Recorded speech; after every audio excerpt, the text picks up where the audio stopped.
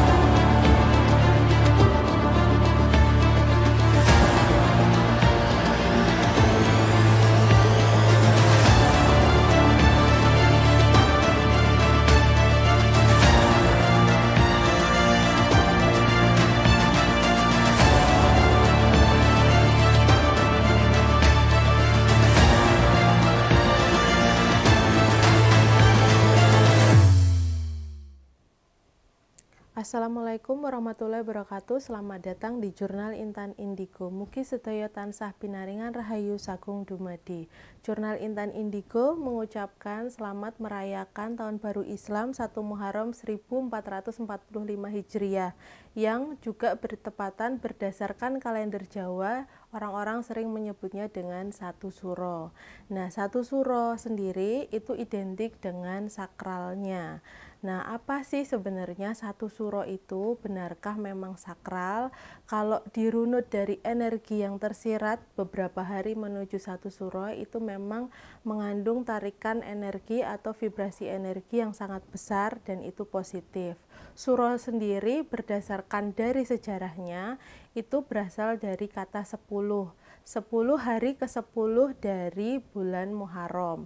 Nah, di Jawa sendiri, khususnya di Jawa, itu ada beberapa daerah yang menjalani tradisi budaya satu suro ataupun malam satu suro. Suro sendiri itu kan hari ke-10 di bulan Muharram, tapi perayaannya, tradisinya itu dilaksanakan di hari pertama tepat di satu suro.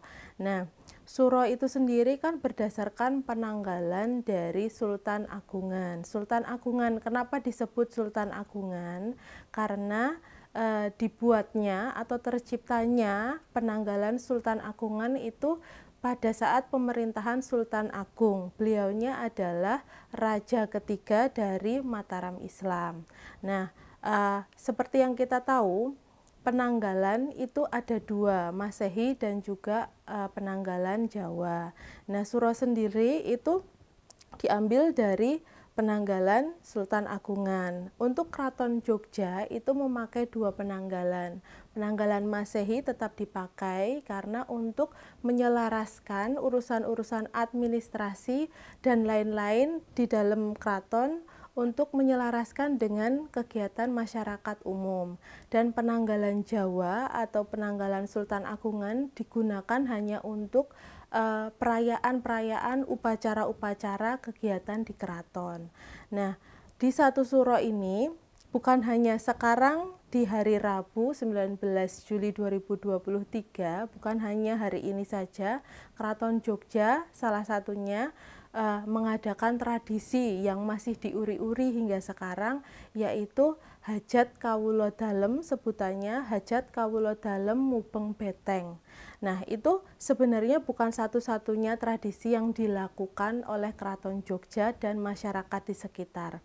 Jadi ada sebelumnya ada ziarah kubur, terus ada jamasan. Jamasan itu memandikan pusaka-pusaka keraton, baik itu keris, tombak, dan lain-lain pusaka yang ada di dalam keraton itu dibersihkan, dan juga menilik dari apa-apa dibersihkan itu karena tujuannya di bulan yang baru, di tahun memasuki tahun yang baru, 1 Suro, itu tujuannya adalah untuk menyucikan kembali, membersihkan diri, termasuk membersihkan pusaka itu tadi, itu tujuannya.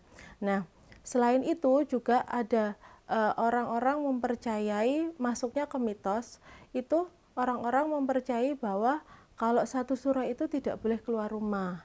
Ada yang mempercayai 1 Suro itu tidak boleh melaksanakan upacara pernikahan. Ada juga yang tidak boleh pindah rumah, tidak boleh membunuh binatang bagi ibu hamil. Kenapa? Karena konon katanya ibu hamil tidak boleh membunuh binatang tepat 1 Suro karena diyakini kalau nantinya itu terjadi akan ada kekurangan ataupun cacat di janin yang dikandungnya itu. Itu kembali lagi ke kepercayaan masing-masing. Mitos itu boleh dipercaya, boleh enggak, kembali lagi ke diri masing-masing. Nah, untuk 1 Suro itu memang dari zaman dulunya, zaman pemerintahan Sultan Agung, itu di hari Jumat Legi itu diistimewakan oleh Sultan Agung karena beliaunya mengajak masyarakat sekitar itu untuk bersatu dengan keberagaman keyakinan, dan juga ada abangan. Abangan itu saat itu sebutan buat orang-orang yang belum menganut suatu kepercayaan, itu disebutnya kalau di Jawa itu abangan. Nah, itu disatukan semua oleh Sultan Agung untuk melawan Belanda, untuk ayo kita bersama-sama bersatu, untuk berkumpul, mengevaluasi diri, untuk bersatu untuk melawan Belanda. Saat itu begitu. Nah, itu makanya masih dijaga, masih diuri-uri hingga sekarang oleh keraton untuk menyatukan semua masyarakat. Jadi itu terbuka untuk umum, tidak hanya untuk kalangan abdi dalem keraton, tapi itu terbuka untuk umum. Masyarakat sekitar keraton, bahkan dari luar Jogja, itu silakan monggo yang mau bergabung dalam hajat kawula dalem mubeng beteng. Nah, ritual-ritual yang dijalankan oleh masyarakat umum itu berbagai macam, dimulai dari malam 1 Suro itu ada yang biasanya melakukan ritual mandi ataupun kungkum di mata air, ada yang disendang itu tengah malam jam 12, ada juga yang memandikan pusakanya, jamasan itu tadi, terus ada juga yang melakukan puasa mutih. Puasa mutih itu hanya boleh makan nasi putih di malam sebelum menjelang Suro.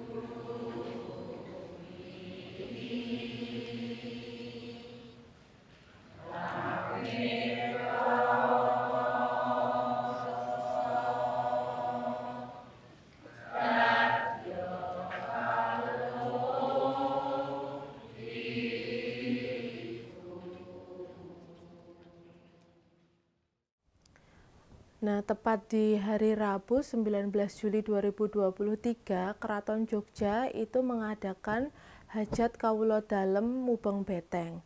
Itu tadi kebetulan aku pribadi berniatan memang khusus mengikuti ritualnya seperti apa, tradisinya seperti apa. Nah, tadi dimulai di Keraton Jogja, tepatnya di Kagungan Dalem Keben, itu berkumpul sejumlah abdi dalem di situ, ada juga pemimpin doa di situ, atau di Muslim disebutnya ustadz, dan juga masyarakat umum terbuka boleh datang ke situ. Tadi itu dimulai jam 9 malam, dimulai dengan berdoa bersama, abdi dalem dan masyarakat umum berdoa bersama, terus sholawatan, terus ada disampaikan sama pemimpin doa di Keraton Jogja, itu disampaikan harapan-harapannya dari abdi dalem sendiri. Dari mereka itu mewakili masyarakat Jogja, masyarakat Jawa, itu mewakili harapan-harapannya untuk bangsa seperti apa, dan itu dilantunkan dengan doa dengan artinya yang dibahasakan dengan kromo alus. Nah, dari doa dimulai jam 9, itu jam 12 malam, tepat jam 12 malam, dimulai dari startnya dari Keben, itu melakukan yang dinamakan topo bisu. Kenapa topo bisu? Karena semuanya dimulai barisan paling depan sendiri itu abdi dalem, para abdi dalem diikuti dengan masyarakat umum, itu mengitari, mubengi itu memutari beteng diputerin, tapi ada aturan-aturan tertentu seperti boleh dokumentasi tapi tidak boleh ada cahaya sama sekali. Terus kita yang ikut topo bisu itu namanya topo bisu, itu topo itu berasal dari bertapa, tapi kalau ini kan dengan mubeng beteng, jadi tidak diam di satu tempat, itu mengitari beteng. Bisu itu kiasan dari kita tuh nggak boleh ngomong, jadi saat kita jalan kaki sebaiknya memang dicontohkan dengan abdi dalem itu tanpa alas kaki, tapi itu bukan suatu keharusan, jadi boleh mengikuti tanpa alas kaki, boleh juga pakai. Nah, tapi kita harus hening, harus merenung, nggak boleh ngomong, nggak boleh makan, minum, nggak boleh melakukan aktivitas apapun selain kita mengikuti jalan kaki terus mengitari beteng. Nah, sebenarnya mengitari beteng itu bukan hanya diam. Sebaiknya kalau tuntunan dari para pendahulu itu bisa dengan berzikir. Karena mengitari keraton itu kan, karena keraton itu simbolik ya, simbolik dari orang Jawa itu ya, simboliknya keraton. Keraton itu kan simbolik dari kepemimpinan. Jadi masyarakat umum mengitari itu sambil berzikir, sambil berdoa. Mungkin kan nggak mungkin hanya agama Islam aja yang mengikuti, berbagai agama seperti zaman dulunya itu kan disatukan dalam satu tradisi. Nah, itu boleh sebaiknya kita mengevaluasi diri. Sebenarnya tujuannya ke situ. Jadi memasuki tahun yang baru, kita itu introspeksi, kita melihat ke dalam diri kita sendiri, kita mengevaluasi 1 tahun kemarin misalnya udah ngapain aja, terus ada yang belum tercapai atau belum, terus tahun ke depan harapannya seperti apa. Itu dimulai dari dalam diri, berdoa menurut keyakinan masing-masing, berzikir. Terus setelah mengevaluasi diri, itu sebaiknya kita juga melantunkan lewat doa harapan-harapan kita untuk diri kita, lebih luas lagi untuk keluarga, lebih luas lagi untuk Nusantara, untuk bangsa Indonesia. Nah, itu sebenarnya intinya itu di situ. Jadi mengitari itu makanya nggak boleh ngobrol, nggak boleh sambil beraktivitas yang lain, karena kita disuruh mengingat kita itu siapa, kita itu hidup di mana. Makanya tanpa alas kaki itu biar ngidak lemah. Ngidak lemah itu ya menginjak tanah, biar kita sadar atas diri kita. Oh, kita ini masih berdiri di atas bumi, kita ini masih berdiri di atas tanah ini. Nah, kembali lagi, kita ini siapa? Kita diciptakan oleh siapa? Dan kita ini untuk apa diciptakan? Nah, harusnya kita itu dalam berjalan dengan keheningan, Karena di saat berjalan itu masyarakat sekitar yang menonton pun diminta untuk hening, tidak ada cahaya sama sekali. Di situ kan kalau orang itu kalau mencapai tenang atau netral, nol, seperti sama dengan meditasi, sama dengan bertapa. Nah, ini walaupun dengan berjalan, kalau kita netral, kita bisa mendapatkan intisari dari tradisi yang dijalani. Jadi, kita jangan sampai cuman hanya lelahnya aja, jangan sampai cuman hanya ikut-ikutan aja. Kita harus sadari, wong Jawa iku aja ilang Jawane. Orang Jawa itu jangan hilang Jawanya. Wong Jawa iku kudu Jawani. Itu pesan yang tersirat di saat tadi berlangsungnya tradisi mubeng beteng. Jadi wong Jawa iku aja ilang Jawane. Wong Jawa iku ya kudu Jawani. Jawani itu apa maksudnya? Jawani itu harus menyadari kalau kita tuh orang Jawa loh. Kita itu terlahir dari leluhur yang sebelum kita. Orang Jawa harus apa? Harus nomor satu, tahu unggah-ungguh, tahu sopan santun, tahu kita itu harus menjunjung tinggi etika, baik ke sesama manusia, walaupun dikenal ataupun tidak dikenal, ke alam semesta, kita itu harus menjunjung itu. Jawani itu eling dengan tradisi. Eling dengan tradisi, ingat dengan tradisi, ingat dengan budaya kita yang diciptakan atau dipupuk oleh para leluhur kita. Nah, tidak cukup untuk hanya dielingi, hanya diingat, enggak, tapi kita sebagai generasi penerus itu melestarikan nguri-uri budaya. Kita melestarikan, menjaga keberlangsungan budaya, dan kita menjalani. Nah, dengan berjalan tanpa alas kaki, dengan jarak yang tidak pendek, artinya butuh waktu dari jam 12 sampai jam 2 kurang 20 baru bisa selesai mengitari beteng dan kembali ke keraton titik awalnya. Nah, itu bukan jarak yang pendek. Di situ kita cukup panjang loh berdiam diri, keheningan itu untuk mengingat, mengevaluasi, dan itu apa yang bisa kita dapat? Kita berawal dari nol, dari keraton, berawal dari situ. Setelah kita mengalami perjalanan, seperti hidup ini kan kita menjalani satu demi satu, waktu terus berputar, dan akhirnya kembalinya juga ke titik semula.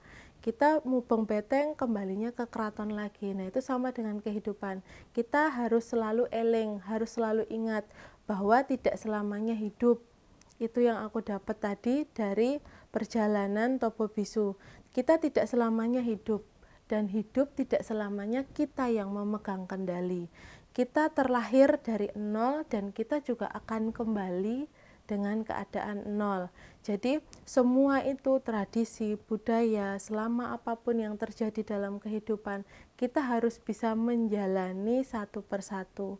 Kita kan nggak bisa dalam menjalani tradisi Topo Bisu, kita langsung mau dari nol, langsung mau dengan jalan instan ke tempat kita start, itu nggak bisa. Kalaupun bisa menempuh jalan instan, itu tidak akan dapat apa sih intisarinya kita melakukan tradisi Topo Bisu itu.